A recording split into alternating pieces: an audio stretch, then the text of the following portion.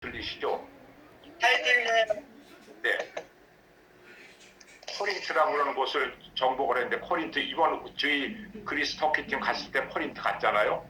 그 코린트에서 저 디오게네스라는 철학자가 있는데 계집보다 조그만 운목집에 살고 있다고 그래서 일부러 가봅니다. 거기에.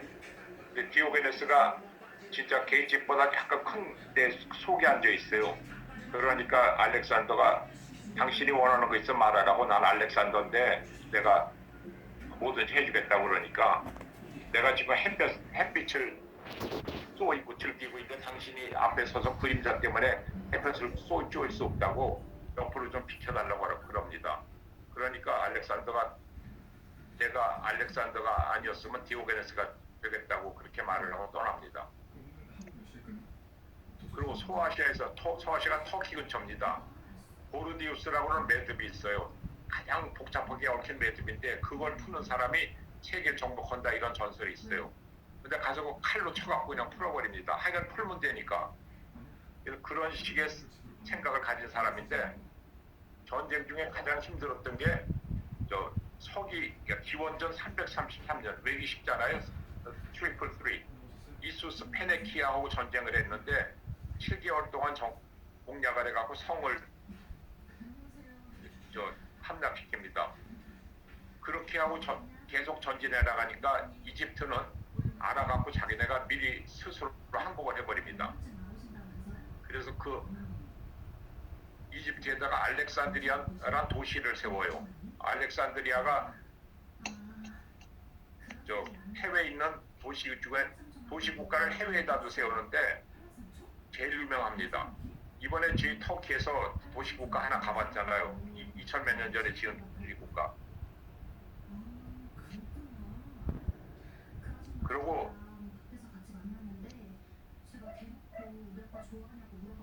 페르시아를 이제 결국 정복을 합니다. 페르시아 정복을 할 적에 페르시아에 다리우스 3세라고 있었는데, 그 다리우스 3세가 왕인데 이 사람이 알렉산더가 쳐들어온다니까 그 옆으로 피신을 갔어요. 박트리아라는 데로 피신을 갔는데, 박트리아는 예를 들어 우리나라 서울이 침공을 당하니까 경기도지사한테 갔든지 뭐 충청도지사한테 갔든지 지방으로 간 거예요. 근데 박트리아 태수가, 그러니까 경기도지사 이런 사람이죠. 알렉산더가 여기까지 쳐들어오면 자기가 죽을 테니까 미리 자기 왕을 알렉산드리아 산데가 영포까지 왔다는 얘기를 듣고 칼로 찔릅니다. 찔러서 알렉산더가 오니까 자기가 이 사람 코로 잡았다고 칼로 찔른 걸 주니까 알렉산더가 그걸 보고서 그 박트리아 태수 그 일파를 다 가서 사형시키라고 그래요. 자기 상관을 배반하는 거는 그건 인간이 아니라고. 그리고 그 다리우스 3세가 페르시아 왕이 죽으면서 알렉산더 보고 자기 가족들을 해치지 말아달라고 부탁을 하니까 내가 당신 가족 전혀 안 해친다고 보호하겠다고 약속을 하고, 그리고 돌아가서 페르시아 궁전에 들어가니까 이 사람이 놀랍니다. 궁전이 너무 화려해갖고 요강까지 다 금으로 됐어요. 숟갈, 젓갈, 요강까지도 다 금으로 된 걸 보고 놀랍니다. 거기서 이 사람이 페르시아 왕으로 자기가 재관식을 갖고 그 다리우스 3세의 딸 페르시아 공주를 자기 아내로 맞이해요. 그리고 자기 젊은 장교들은 거기 귀족 딸들로 결혼을 시키고 병사들은 일반인들로 결혼을 시키고, 그래서 굉장히 많은 결혼을 한꺼번에 줄이하고 그럽니다. 그 기록을 통일교 문선명 씨가 깼다고 그러잖아요. 문선명 씨는 15,000명까지 줄여했으니까요. 그래서 다문화 가정이 많이 탄생합니다. 지금 우리나라 처음으로 동남아 사람들하고 우리나라 사람들하고 다문화 가정들이 탄생하고 있잖아요. 근데 벌써 2200~300년 전에 거기서 페르시아에서는 다문화 가정이 그렇게 나온 거예요. 이집적인 문화, 다른 문화를 다 받아들여요. 그래서 다문화가 탄생합니다. 유태인들은 야훼 신을 믿었어요. 유태교는 구약만 믿잖아요. 이집트는 태양신을 믿었어요. 그리고 그리스는 제우스 신을 비롯해서 여러 가지 신을 믿고 그 정복지마다 신들이 다릅니다. 근데 그걸 다 인정합니다. 현지 신들을 다 인정하고 그거를 누가 어떤 신을 믿든지 참견을 말라고 그래요. 지금 호주가 그거 아니에요. 호주가 민족이나 종교나 그런 것들이 다 달라도 거기다 강요를 하면 안 돼. 자기네가 옳다고. 헬레니즘 이런 걸 다 인정하는 게 헬레니즘이라고 그래요. 근데 징기스칸이 알렉산더만큼 정복한 곳이 넓었는데 징기스칸은 정복하는 것보다 모든 것을 약탈하고 파괴하고 정복하고 징기스칸 군대가 지나간 자리는 파괴의 그림자밖에 없었어요. 근데 알렉산더가 지배한 곳은 더 옛날보다 더 많은 걸 경험하는 그런 사회가 됩니다. 그래서 이집트 그리스 밖에 도시 국가를 많이 건설을 합니다.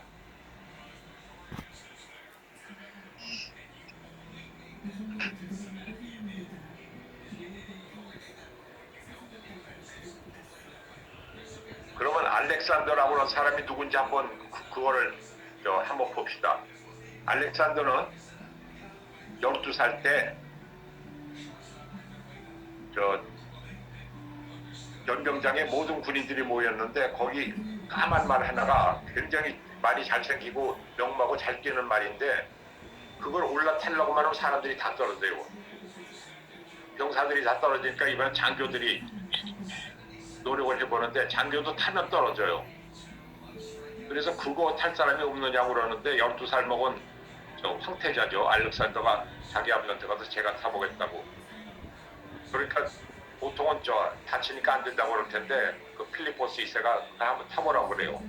알렉산더 가만히 보니까 말이 팩하고 놀랄 때 보니까 타는 사람의 그림자가 햇볕에 비친 걸 보고 놀라는 거거든요.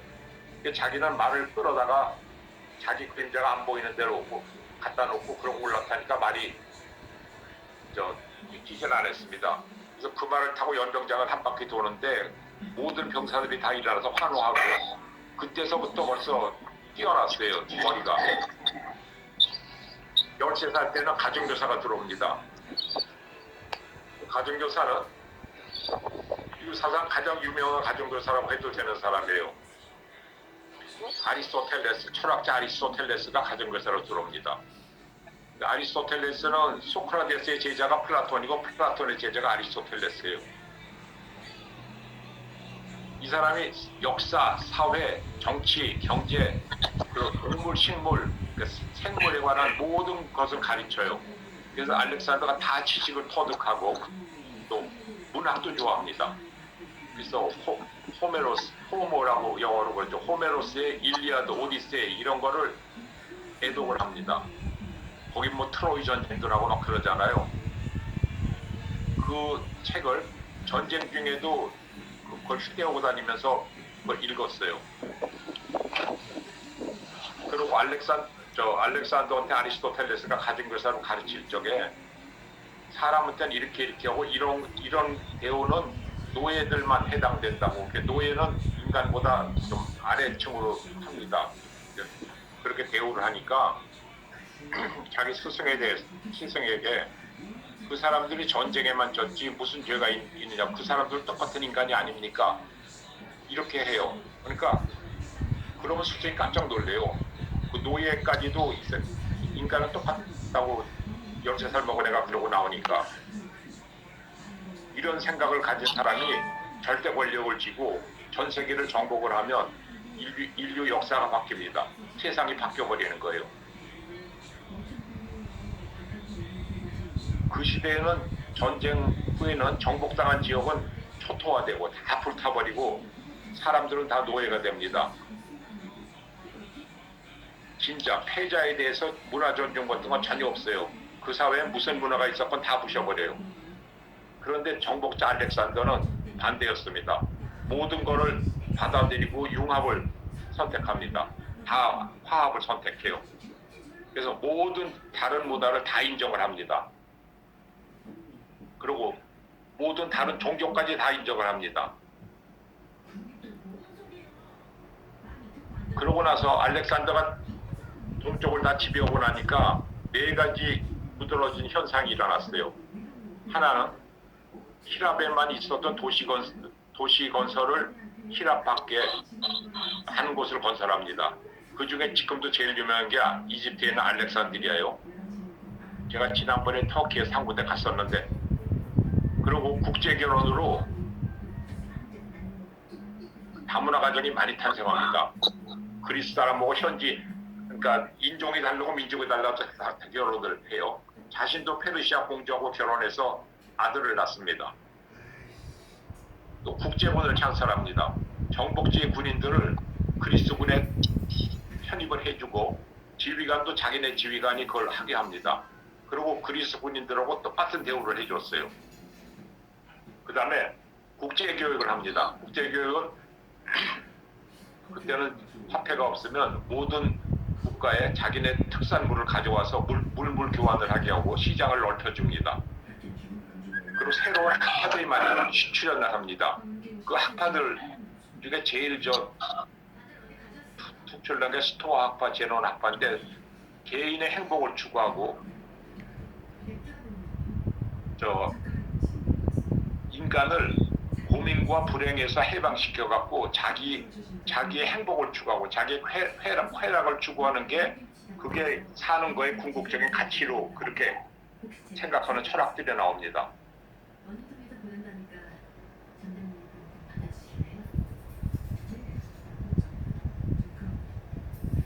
그래서 그리스의 도시 국가들은 자기 도시만의 생각에서 꽉 차여갖고 다른 데로 생각이 넓혀지질 않았는데 거기서 모든 것을 제한된 곳으로부터 탈피합니다. 인도를 정벌했는데 그때는 인도가 세상 끝인 줄 알았어요. 그 장마가 오고 막 더위와 그쪽에서 결국 말라리아 열병이 걸리는데 그렇게 해서 인도 왕이 끝까지 대항하는 사람을 포로로 잡아왔어요. 근데 몸에 상처가 여러 군데 난 인도 왕이 포루스라고 하는 인도 왕인데요. 알렉산더한테 와서 네가 뭔데 내 나라에 와갖고 이거 막 정복을 하고 사람 죽이고 그러냐고 막 꾸짖어요 알렉산더를. 그 알렉산더가 그 사람의 그 남자다움에 감명을 받습니다. 그래서 당신이 원하는 게 뭐냐고 그랬더니 내 백성하고 내 땅을 도로 돌려달라고. 네가 뭔데 와서 그러냐고 그러니까 부하들 보고 이 사람 풀어주고 다 돌려주라고 합니다. 그러고 후퇴를 해요. 근데 인도까지 가서 인도 미술을 접했는데 그 그리스 미술과 인도 미술이 합쳐갖고 간다라 미술이라는 게 나와요. 간다라 미술은 신라까지 옵니다. 신라의 석굴암 있죠? 석굴암 그게 그 동양 얼굴이 아니에요. 그 간다라 미술 그쪽에서 들어온 사실주의를 택한 얼굴들이죠. 그러니까 신라 불교 미술에 영향을 미칩니다. 그리고 우리나라에도 그것 때문에 사실주의가 발달해요. 미술이. 알렉산더라는 사람 하나가 전 세상을 바꿔놓고 인간의 가치관을 한 단계 올려놓습니다. 여러 문화가 만나면서 학문이 발달하고 그래서 알렉산드리아라는 도시에는 70여만 권의 장서, 도서관 안에 70여만 권의 장서가 있었어요. 그 당시 학문의 보고였습니다. 학문의 보물창고예요. 모든 학자들이 거기에 가서 학문을 배우고 연구하고 그랬습니다. 그래서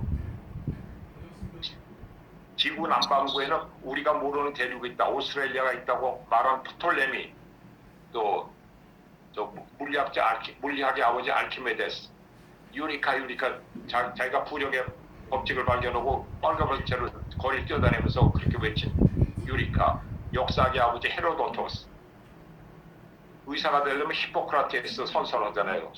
그 쉽게 히포크라테스, 의학의 아버지 히포크라테스, 기하학의 아버지 피타고라스, 뭐 이런 사람들이 다 그때 나옵니다. 학문의 아버지들이. 합리적으로 생각하는 합리성, 논리, 과학적 사고 이런 게 발달합니다.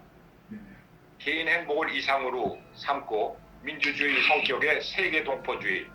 우리가 지금 이 도시는 코스모폴리탄하다. 시드니가 코스모폴리탄해졌어요. 그 말은 호주 사람만 아니고 세계 여러 사람들이 모여있다는 말이에요.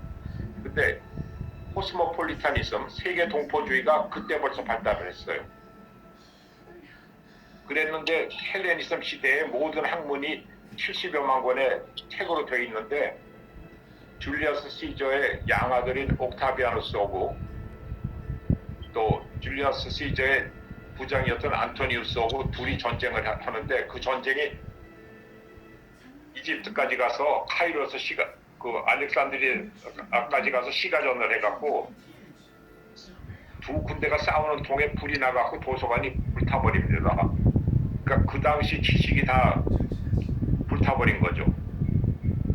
그렇지만 알렉산더가 죽고 300년 동안 알렉산더가 323년 서기 기원전 323년에 죽어요. 그리고 기원 예수가 기원 후 4년 6년 지금으로부터 2020년 전이라는 2024년 전쯤 예수가 태어났는데 그때 헬레니즘 끝났다는 학자들도 있고 그것이 아니고 콘스탄티누스 대제가 기독교를 국교로 삼고 로마가 수도를 로마에서 비잔티움으로 옮기잖아요. 지금의 이스탄불이죠. 그때가 330년인데 330년에 헬레니즘이 끝나는 거예요. 그때부터는 기독교가 세계 지배하기 시작합니다.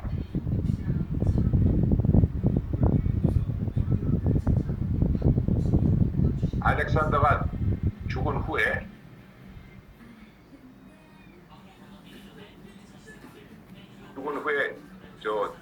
유럽은 헬레니즘과 로마 시대를 대표하는 헬레니즘과 기독교의 히브리즘 두 영향권으로 들어갑니다.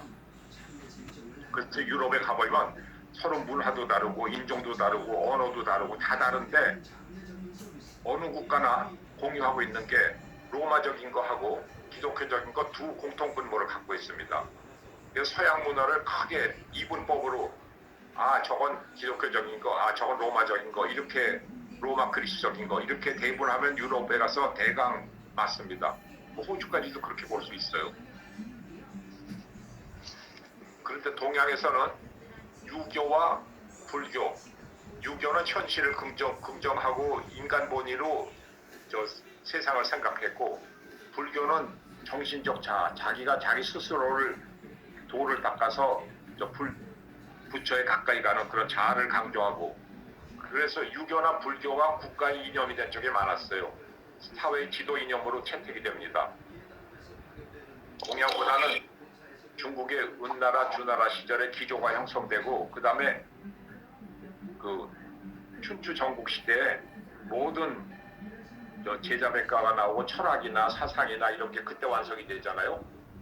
서양에는 그리스 철학들로 서양 철학이 완성이 되는데 그 시대가 지금으로부터 3,000년 전부터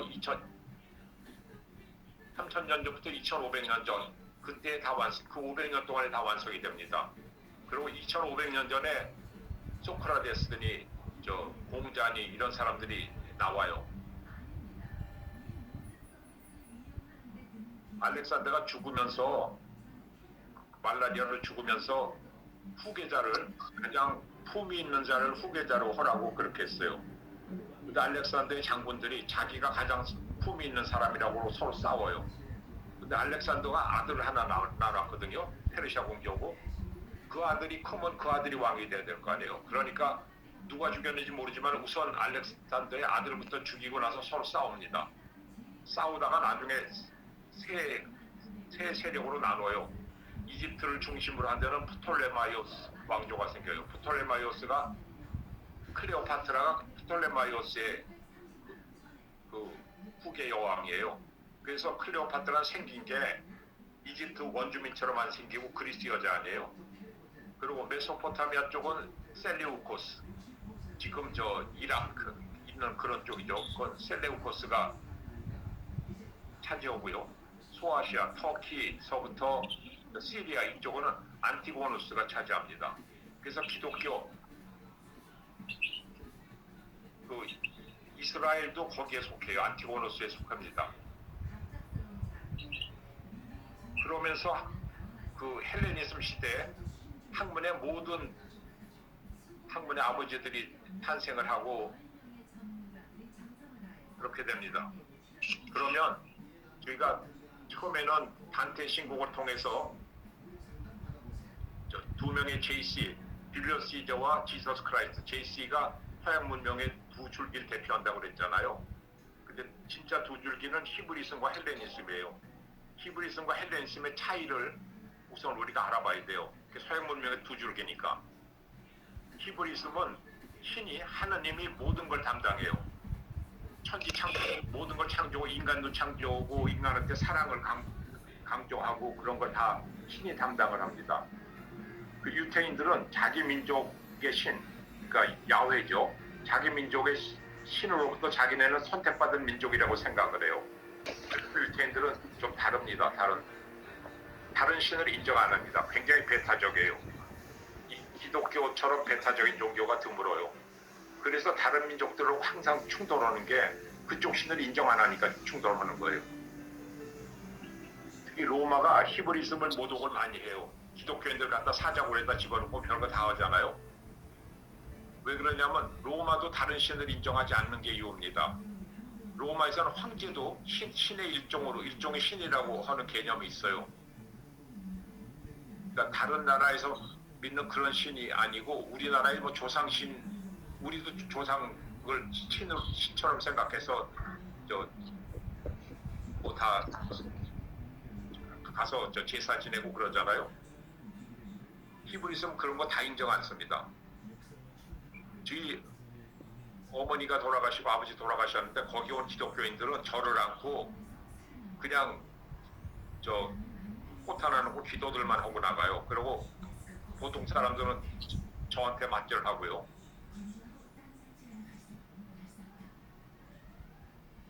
헬레니즘은 모든 것을 다 인간이 시작하고 인간이 진행하고 인간이 끝맺는다고 생각합니다. 모든 것은 다 인간이 해요. 히브리즘은 인간이 아무리 노력을 해도 하나님, 신이 같이 해주지 않으면 안 된다고 그러는 생각을 갖고 있어요. 인본 사상과 신본 사상, 인간 중심의 사상과 신 중심의 사상, 이게 다릅니다. 인간 중심의 사상에서는 헬레니즘에서는 다문화를 인정합니다.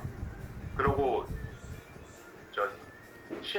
신본주의 사상에서는 다문화를 인정 안 해요. 이스라엘 백성은 신이 선택한 백성이라고 해서 다른 백성하고 다르게 생각을 합니다.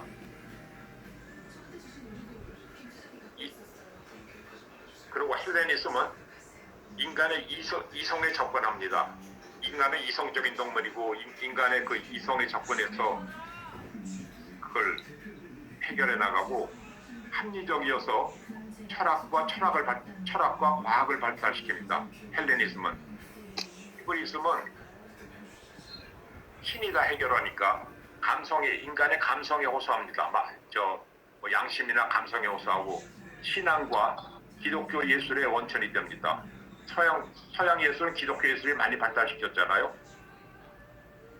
이 상반된 서로 대립되는 이 두 사상은 서로 대립하기도 하고 화합하기도 하면서 서양 문화와 사회를 지탱해 나가는 원동력이 됩니다. 히브리즘과 헬레니즘이 이 두 개의 이질적인 사조가 서로 충돌하고 투쟁하는 곳에서 인간과 사회의 고민과 비극이 있었고 서양 역사의 굴곡과 발전이 이루어져 왔습니다. 헬레니즘 시대에 발전시킨 과학과 인문학은 기독교 중세 시대에서는 더 이상 발뻗을 자리가 없어졌어요. 기독교가 모든 걸 다 해답을 갖고 있으니까.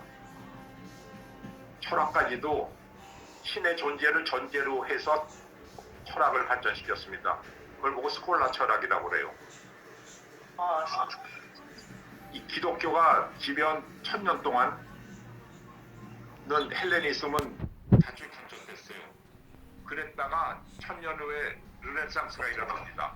르네상스는 인쇄술이 발달하면서 성경도 성직자만 보던 거를 시기자들도 다 읽게 해주고 고대 모든 문학과 사상과 이런 것들이 인쇄로 모든 데 퍼지니까 그러니까 사람들이 신본주의에서 인본주의로 바뀝니다. 근데 인본주의로 바뀌어갖고 그 르네상스가 나오는데 르네상스 시대에는 사실주의 또 르네상스 때문에 종교개혁이 일어난다. 개신교가 생기는 거죠. 그리고 모든 낭만주의의 바탕이 됩니다. 그래서 르네상스가 이탈리아에서 시작됐는데 피렌체에서 시작했잖아요. 이게 독일, 프랑스, 네덜란드, 영국, 스페인 등지로 퍼져나갑니다. 그게 모든 게 인쇄술 발달 때문에 그랬어요. 자기네 나라 언어로서의 문학 작품 홍수가 일어나고 인간 개발 부흥이 됩니다. 인간 개발 그때까지는 신만 잘 믿는 사람이 최고였었는데 인간이 가진 잠재력이 어디까지 가는지 하는 게 그게 이제 문제가 돼요.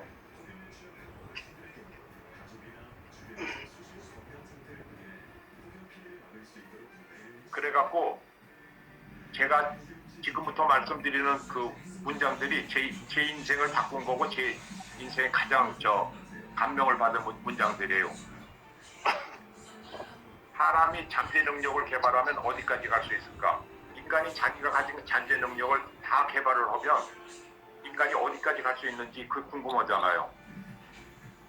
인간이 가진 모든 능력을 개발하는 것을 이성으로 삼았던 르네상스 천재들을 보면 그 사람들이 어떻게 노력했는지 감을 잡을 수 있습니다.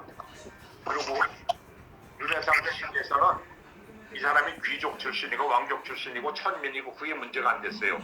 직업도 문제가 안 되고 종교도 문제가 안 됐어요. 어느 나라 사람이 조국도 문제가 안 됐어요. 다만 그 사람이 가진 능력, 지식, 행위 이것만이 문제가 됐어요. 그 사람이 가진 인식의 질, 무슨 생각을 어떻게 하고 있는 사람인지, 무슨 능력을 가진 사람인지 그것만이 문제가 됩니다. 근데 그 예? 무슨 질문 있으세요? 그런 전인 교육이 없어집니다. 왜 그래요? 프래그마티즘이라고 대학에서 전공 하나만 해갖고 그 전공에 알맞는 취업을 갖는 그런 식으로 교육제도가 발달돼 갖고 인간이 자기 일을 전체를 개발하는 거. 그러니까 인간이면 음악과 미술도 수준급으로 알아야 되고 스포츠도 몇 개는 잘해야 되고 과학 지식도 있어야 되고 뭐도 있어야 되고 다 이런 것들이 그게 실용주의 때문에 가려갖고 못하게 됩니다.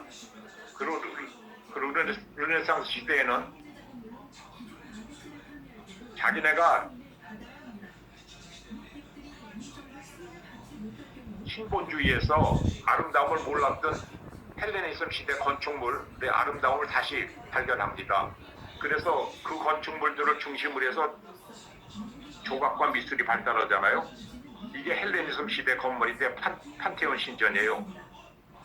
제가 참 이게 안 보인다고 그랬죠. 제가 판테온 신전 같은 거가 이교도들이 세웠다고 그걸 멸치하고 그랬는데 나중에 그 아름다움을 다시 알게 됩니다. 그런데 직업용 전공 하나만 잘하면 되는 현대 시대에서는 만능 천재 시대가 사라집니다. 왜 그러냐면 그 개발할 수가 없어요. 인간이 지금 살아가면서 대학 입시 공부 준비해갖고 자기 전공을 대학 입시 준비 열심히 해서 대학 합격하면 그 전공만 잘하면 되니까 이거는 인간 개발 측면에서 보면 분명한 퇴보입니다. 인간 개발이 한쪽만 되는 거는 퇴보예요. 멜번에서 72km 떨어진 항구 도시 딜롱이라는 데가 있습니다. 멜번에서 가면 1시간도 안 걸려요. 거기 있는 딜롱 그레마라는 학교가 호주에서 유일하게 전인 교육을 시키고 있습니다. 호주에서 제일 비싼 이 학교에는 외국 왕실 자녀들이, 그러니까 뭐 외국의 왕자나 공주나 이런 왕족들이 많이 다니고 있어요. 거기 졸업생으로 제일 유명한 사람이 찰스 황태자예요. 찰스 황태자가 지금 부인 카밀라 화카볼트를 만난 것도 그 학교에서 폴로, 거기는 학기도 말 타고 오는 폴로로 해요. 그래서 거기가 전인 교육을 시킵니다. 자기가 예를 들어 음악 시간에 자기가 바이올린 하고 싶다고 그러면 음대에서 바이올린 교수가 와서 일주일에 한 번씩 와서 레슨 시켜주고 가고, 성악을 하고 싶다면 성악 교수가 와서 시켜주고 가고, 그러고 저 스노이 마운틴 같은 데 말 타고 가서 거기 준비되어 있는 텐트에서 자면서 거기에 있는 산에 있는 그 식물들, 이건 독성이 있고 이건 어떻고, 여기서 길을 잃어버렸을 때는 뭘 따먹으면서 살면 되고, 여기서 생존을 어떻게 하면 되고, 또 어떻게 길을 찾아 나가면 되고, 이런 것까지 다 해줍니다. 그래서 제가 한번 제 제자 중에 클래식 음악 얘기를 하면 클래식 음악 얘기도 하고, 여행 얘기하면 그것도 하고, 뭘 하면 뭐도, 걔가 뭐든지 잘해서 넌 어떻게 이렇게 다르냐고 그랬더니, 자기가 진롱 출신이라고 그렇게 말을 합니다. 그래서 내가 만일에 타임머신을 타고 어디로 가고 싶으냐면 르네상스 시대 한번 가봤으면 좋겠어요. 아니면 우리나라 신약 사상이 퍼질 때 사람들이 흥분해갖고 지구본을 청나라에 들고 와서 우리가 사는 세상이 이렇게 생겼대. 그리고 우리나라 조선은 이렇게 보이는 요뿐이래. 그리고 세상에서 제일 큰 땅인 줄 알았던 중국은 이만큼이래. 이걸 알면서 흥분하고 그랬던 시대, 그런 대로 돌아갔으면 합니다. 오늘 저 오라몬만 내 말 들리니? 내 말 들려? 이게 저 호스트가 내가 아니기 때문에 저 쉐어링 그 스크린 쉐어를 못했어. 쉐어링 스크린도 못하고 여러 가지 제약을 받아. 그리고 리코딩도 못했어. 그러니까 호스트가 해야 되는데 그게 안 됐어. 예, 헬레니즘에 대해서 제가 저 대강 그냥 훑었는데요. 도움이 되셨으면 감사하겠습니다. 예, 도움이 됐습니다. 네, 네, 많은 도움이 됐고요. 예, 혹시 그러시면은 네, PPT 자료가 있으시면은 네, 그거를 넣어서 조금 편집을 하면은 다른 네. 분들이 보실 수 있도록 만들 수가 있을 것 같습니다. 네네. 그래요? 네네. 그러니까 혹시 그 PPT 자료를 네, 보내주실 수가 있다고 하면은 예, 보내드릴 수 있죠. 한번 만들어 보겠습니다. 네, 스크린 쉐어가 아무리 눌러도 되질 않아요. 네. 그리고 예, 먼저 번에 1회하고 2회 거를 혹시 네. 보내드렸는데 한번 보셨는지 모르겠습니다. 예.